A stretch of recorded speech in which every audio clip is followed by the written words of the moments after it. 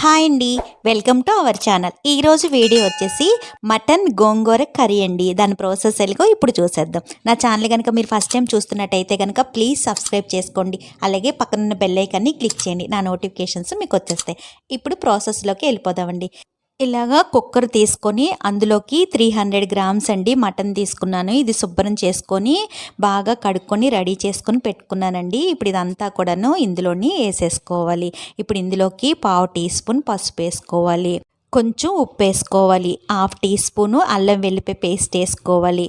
ఇప్పుడు ఇందులోకి ఈ ముక్కలు అనేవి ములిగేంత వరకును వాటర్ పోసుకోవాలండి.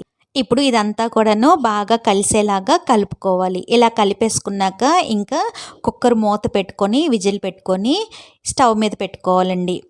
ఇది మంటని మీడియం ఫ్లేమ్లో ఉంచుకొని ఒక 4 విజిల్స్ వచ్చినంత వరకును ఉంచుకోవాలండి. 4 విజిల్స్ వచ్చేసాక ఇంకా స్టవ్ ఆఫ్ చేసేసుకోవాలి. ఇప్పుడు స్టవ్ వెలిగించి స్టవ్ పైన ఒక పాన్ పెట్టుకొని అందులోకి ఒక కట్ట గోంగూర తీసుకున్నానండి.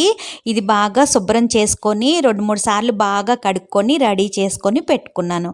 ఇప్పుడు ఇదంతా కూడాను ఇందులోని వేసేసుకోవాలండి. ఇలా వేసేసుకున్నాక ఒకసారి ఇలాగా కలుపుకోవాలండి. ఇప్పుడు ఇందులోకి 1/2 కప్పు వాటర్ పోసుకోవాలండి.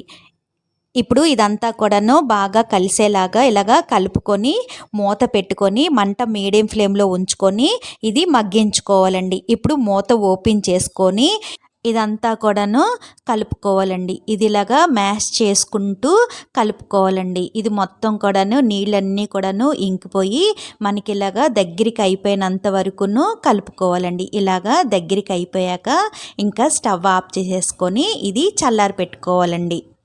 ఇప్పుడు మనం ముందుగానే ఉడికించుకున్నాం కదండి మటను, చల్లారిపోయాక మూత ఓపెన్ చేసుకోవాలండి.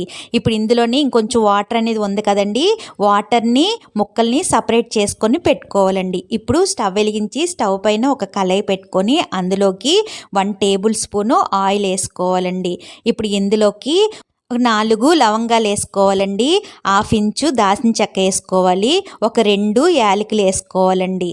ఒకసారి ఇలాగా కలుపుకోవాలండి. ఇప్పుడు ఇందులోకి మీడియం సైజు ఒక 2 ఉల్లిపాయలు తీసుకొని సన్నగా కట్ చేసుకున్న ముక్కలు ఇందులో వేసుకోవాలి. ఇప్పుడు ఒకసారి ఇలాగా కలుపుకోవాలండి. ఉల్లిపాయలు మగ్గిపోయి మనకి కొంచెం కలర్ మారేంత వరకును వేయించుకోవాలండి. ఇప్పుడు ఇవి ఇలాగా వేగిపోయాక ఇందులోకి 1 టీ స్పూను అల్లం వెల్లిపాయ పేస్ట్ వేసుకోవాలండి. ఇది కొంచెం పచ్చివాసన పోయినంత వరకును వేయించుకోవాలండి. ఇలాగా వేగిపోయాక ఇప్పుడు ఇందులోకి మనం ముందుగానే సపరేట్ చేసుకుని పెట్టుకున్నాం కదండి ఉడికించుకున్న మటన్ ముక్కలన్నీ కూడాను ఇందులోని వేసేసుకోవాలండి. ఇప్పుడు ఇందులోకి 1 టేబుల్ స్పూను కారం వేసుకోవాలి, 1/2 టీ స్పూను పసుపు వేసుకోవాలి. ఇప్పుడు ఇందులోకి 1/2 టీ స్పూను జీలకర్ర పొడి వేసుకోవాలండి, 1/2 టీ స్పూను ధనియాల పొడి వేసుకోవాలి. ఇప్పుడు ఇవన్నీ కూడాను బాగా కలిసేలాగా కలుపుకోవాలండి. ఇలాగా కలిపేసుకున్నాక ఇప్పుడు ఇందులోకి 4-5 పచ్చిమిర్చి అండి సన్నగా పొడవుగా కట్ చేసుకున్న ముక్కలు ఇందులోని వేసుకోవాలి. ఇప్పుడు ఒకసారి ఇదంతా కూడాను కలుపుకోవాలండి. ఇలా కలిపేసుకున్నాక ఇప్పుడు మూత పెట్టుకొని మంట మీడియం ఫ్లేమ్లో ఉంచుకొని ఇది మగ్గించుకోవాలండి. అప్పుడు ఈ మసాలాలన్నీ కూడాను ఈ ముక్కలకి పడతాయి అన్నమాట. ఇప్పుడు మూత ఓపెన్ చేసుకొని ఒకసారి ఇదంతా కూడా ఇలాగా కలుపుకోవాలండి.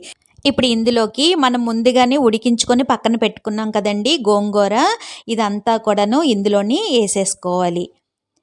ఇప్పుడు ఇదంతా కూడాను బాగా కలిసేలాగా కలుపుకోవాలండి. ఇది మొత్తం అంతా కూడాను కలిసేలాగా కలుపుకోవాలి.